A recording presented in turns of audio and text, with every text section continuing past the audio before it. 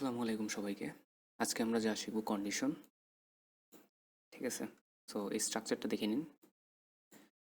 স্ট্রাকচারটা কি বলতেছে যে আপনার ইফের ভেতর কি থাকবে কন্ডিশন।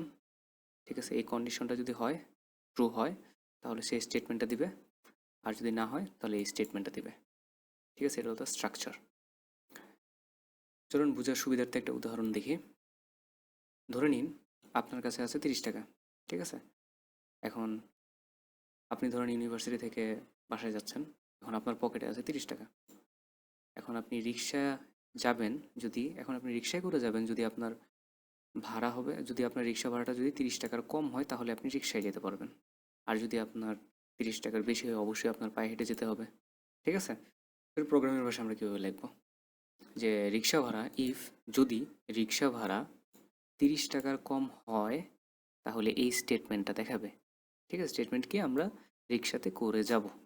আর যদি না হয় 30 টাকার বেশি হয় তাহলে আমাদের কি করব, তাহলে আমরা কি পায়ে হেঁটে যাব। ঠিক আছে, এটা হলো আপনার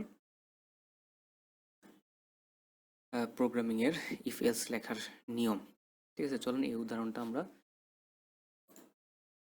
কোড ব্লকে লিখে দেখি। তো সবার আগে আমাদের কি করতে হবে, ডিক্লেয়ার করতে হবে ডেটা।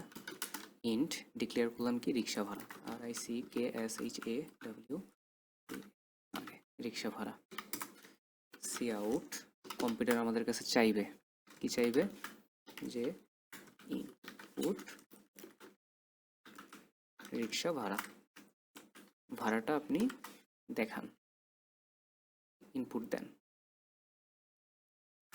ঠিক আছে, সি ইন দিয়ে কি করব, ইনপুট নিব। কি করবে, ইউজারের কাছ থেকে সেই ইনপুটটা নিবে।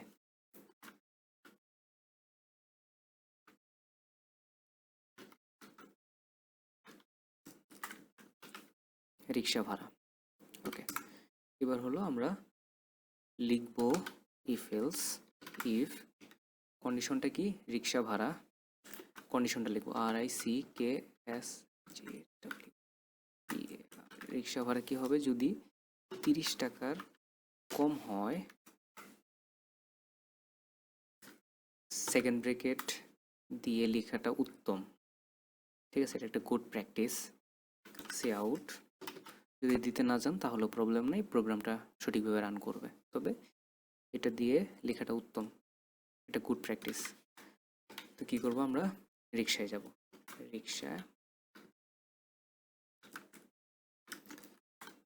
রিক্সাতে করে যাব। আর যদি 30 টাকার বেশি হয় তাহলে,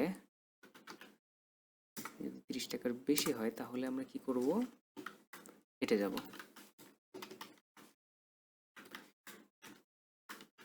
পায়ে হেঁটে যাব। এটা হলো আমাদের লেখা শেষ। চলেন রান করি। এখন কি কম্পিউটার আমার কাছে চাচ্ছে কি ইনপুট রিক্সা ভাড়া, ধরুন আমরা রিক্সা ভাড়া দিলাম 25 টাকা, তখন কি বলো রিক্সাতে করে যাব। ঠিক আছে, প্রোগ্রামটা ঠিক আছে।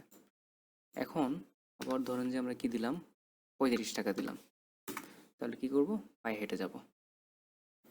এটা হলো আপনার ইফেলসের একেবারে বেসিক। যদি আরেকটা উদাহরণ দিতে বলেন তাহলে চলেন আরেকটা উদাহরণ লিখি। ধরেন আপনি দুপুরে লাঞ্চ করবেন।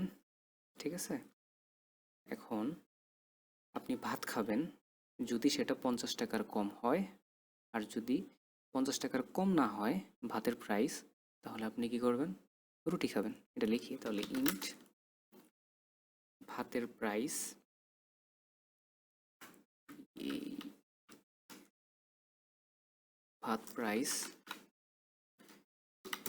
এখানে হলো সি ইন, এত বিস্তারিত না লিখে শর্টকাট লিখে দিলাম, সি ইন হলো ভাতের প্রাইস।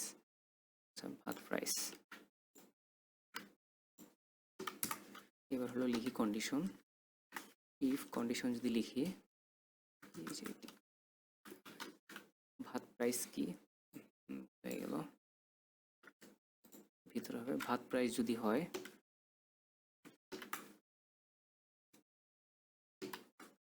50 টাকার কম, তাহলে কি করবেন, ভাত খাবেন। স্টেটমেন্টটা দিতে হবে।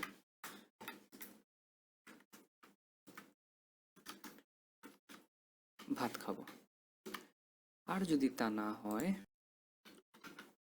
যদি ভাতের দাম যদি বেশি হয়, তাহলে কি করব? রুটি খাবো।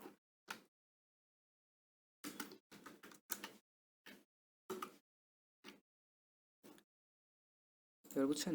রুটি খাবো। এবার চলুন প্রোগ্রামটা আমরা রান করি। এবার ধরেন যে ভাতের প্রাইস 40 টাকা, তাহলে কি ভাত খাবো। এবার ধরেন ভাতের প্রাইস 60 টাকা, তাহলে কি রুটি খাবো। বুঝতে পারছেন? সো আগামী দিন দেখাবো দুইটা সংখ্যার মধ্যে কোনটা বড় ছোট ইফ এলস কন্ডিশনটা ব্যবহার করে। ঠিক আছে, আজকের জন্য বিদায়। ভালো থাকবেন আর বেশি বেশি করে প্র্যাকটিস করবেন। আল্লাহ হাফেজ।